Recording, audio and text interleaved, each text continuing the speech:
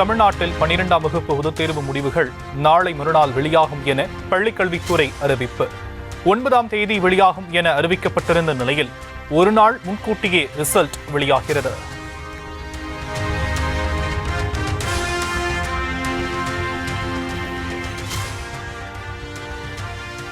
திமுகவை வீழ்த்திவிட முடியாதா என தொடர் தோல்வியின் ஆற்றாமையால் தவிக்கிறார்கள். அதிமுக பாஜக கூட்டணி குறித்து முதலமைச்சர் மு க ஸ்டாலின் மறைமுக விமர்சனம்.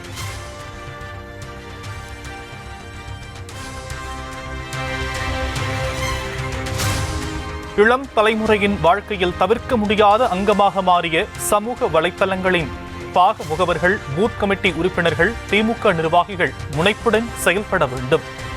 திமுக அரசின் சாதனைகளும் பயன்களும் ஒவ்வொரு வாக்காளரிடமும் போய் சேர வேண்டும் எனவும் முதலமைச்சர் மு க ஸ்டாலின் உத்தரவு. திமுக பொதுக்கூட்டங்களில் பங்கேற்கும் பேச்சாளர்கள் கண்ணிய குறைவான சொற்களை பயன்படுத்திடக்கூடாது. ஆட்சிக்கு வந்த 4 ஆண்டுகளில் செய்ததை எடுத்துச் சொன்னாலே போதும் என முதலமைச்சர் அறிவுறுத்தல்.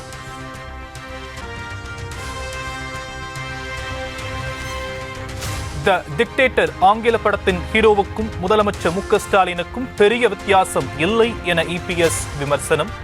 நாள்தோறும் நடக்கும் கொலைகளுக்கெல்லாம் சட்டம் ஒழுங்கு பிரச்சனைகளாக அவர் கருதுவதே இல்லை எனவும் சாடல்.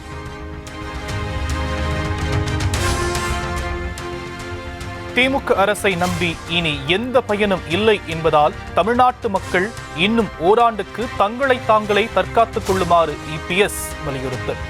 2026 தேர்தலில் பை பை ஸ்டாலின் என்று சொல்லப்போகும் மக்களின் தீர்ப்பு மூலம் மீண்டும் அதிமுக ஆட்சி அமையும் எனவும் நம்பிக்கை.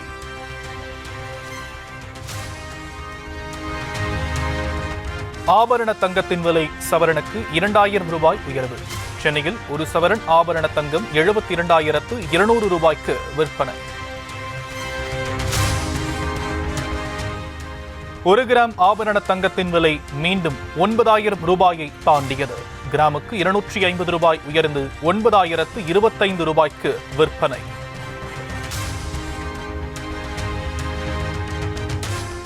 டெல்லியில் பிரதமர் மோடியுடன் தேசிய பாதுகாப்பு ஆலோசகர் அஜித் தோவல் சந்திப்பு.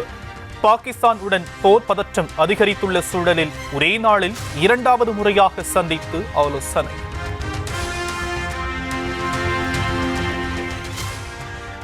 நாளை நடைபெறவுள்ள போர் பாதுகாப்பு ஒத்திகை தொடர்பாக மத்திய உள்துறை செயலாளர் ஆலோசனை. காணொலி காட்சி வாயிலாக மாநில அதிகாரிகளுடன் ஆலோசனை மேற்கொண்டார். டெல்லியில் போலீசார் மற்றும் துணை ராணுவ படையினர் குவிப்பு. நாளை போர் பாதுகாப்பு ஒத்திகை நடப்பதையடுத்து நடவடிக்கை.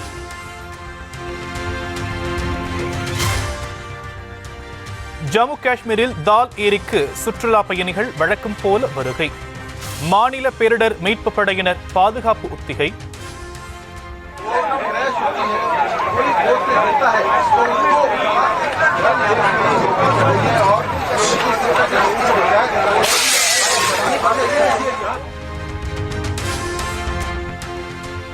பாகிஸ்தானுக்கு எதிரான நடவடிக்கையாக ஜம்மு காஷ்மீரில் பக்லிஹார் அணையில் அனைத்து மதகுகளும் மூடல். செனாப் நதியில் குறைந்த அளவு தண்ணீர் வெளியேற்றம்.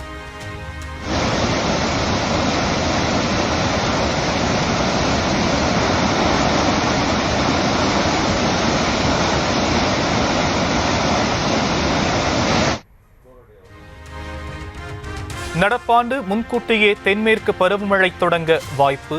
மே 13ஆம் தேதி பருவமழை தொடங்குவதற்கான சாத்தியக்கூறுகள் இருப்பதாக வானிலை ஆய்வு மையம் அறிவிப்பு. புதுக்கோட்டை மாவட்டம் வெடக்காடு தாக்குதல் தொடர்பாக வட்டாட்சியர் விசாரணை. வன்முறையால் பட்டியலின மக்கள் வசிக்கும் பகுதியில் ஏற்பட்டுள்ள பாதிப்புகள், சேதங்கள் குறித்து ஆய்வு.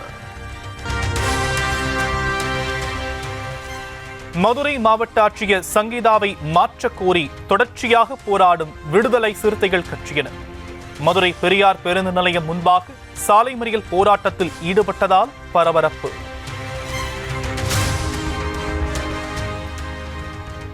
சென்னை அடுத்த மாமல்லபுரத்தில் வரும் 11ஆம் தேதி நடைபெறவுள்ள வன்னியர் சங்க மாநாட்டுக்கு கட்டுப்பாடுகள் விதிப்பு.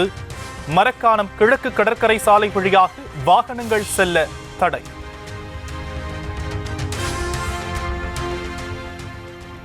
வன்னியர் சங்க மாநாட்டுக்கு செல்லும் வாகனங்களில் மது பாட்டில்கள், ஆயுதங்களை எடுத்துச் செல்லக்கூடாது. வாகனங்களில் செல்பவர்கள் கோஷம் எழுப்பக்கூடாது எனவும் காவல்துறை உத்தரவு. மதிமுக ஆண்டு விழா புறக்கணிப்பு என்ற தகவலுக்கு துரை வைகோ மறுப்பு. வெளியூரில் இருந்து வர தாமதமாகிவிட்டதாக விளக்கம். வெளியூர் வந்து லேட் ஆயிடுச்சு. அதெல்லாம் ஒன்றும் கிடையாது. எத்தனை பேர் இருக்காங்க, தலைவர் பார்க்க தான் போயிட்டு இருக்கிறேன். மெட்ராஸ் இல்லை, நான் லேட்டாக வந்தேன். இப்போ வீட்டுக்கு தான் போயிட்டு இருக்கேன்.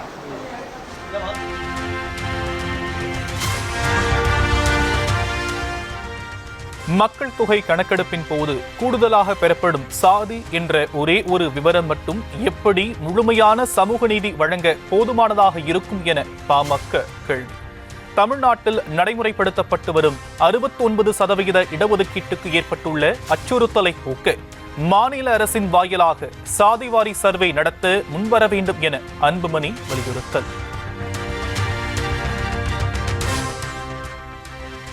சென்னையில் 10க்கும் மேற்பட்ட இடங்களில் அமலாக்கத்துறை திடீர் சோதனை. சட்டவிரோத பண பரிமாற்றம் தொடர்பாக மருந்து நிறுவனங்கள், தொழிலதிபர்களின் வீடுகளில் ரெய்ட்.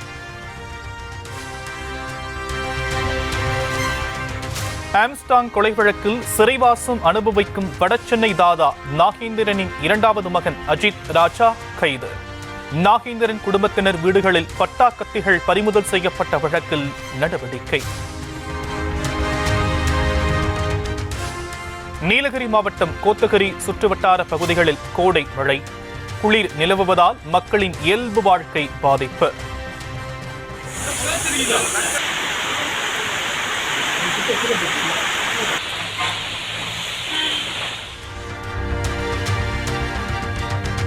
கோவை காந்திபுரம் சிபிசிஐடி அலுவலகத்தில் ஜெயலலிதாவின் உதவியாளர் பூங்குன்றன் ஆஜர். கொடநாடு கொலை கொள்ளை வழக்கு தொடர்பாக விசாரணை.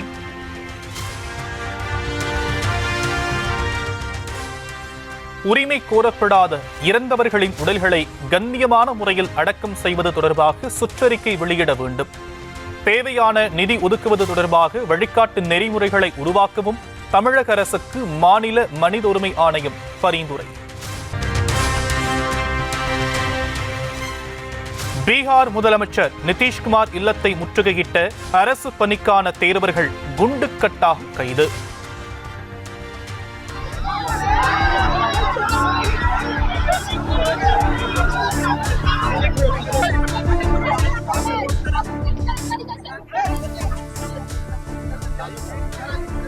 போராட்ட களத்தை விட்டு நகர முடியாது என விடாப்பிடியாக இருந்தவர்கள் விரட்டியடிக்கப்பட்டதால் பரபரப்பு.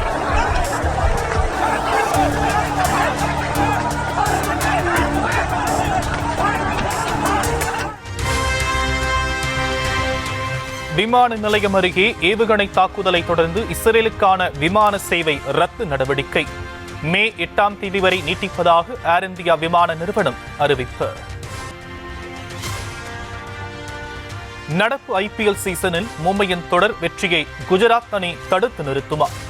மும்பையில் இன்று நடைபெறும் லீக் ஆட்டத்தில் இரு அணிகளும் பல பரீட்சை.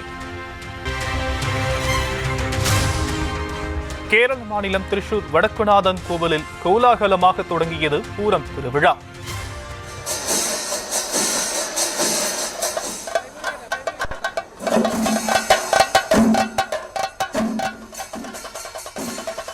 மேலதாளங்கள் முழங்க நடந்த நிகழ்ச்சியில் ஏராளமான பக்தர்கள் பங்கேற்பு.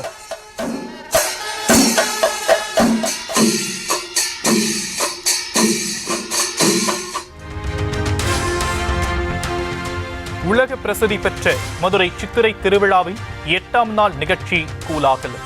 அன்னை மீனாட்சி சுந்தரேஸ்வரர் தங்க பல்லக்கில் எழுந்தருளி வீதி உலா.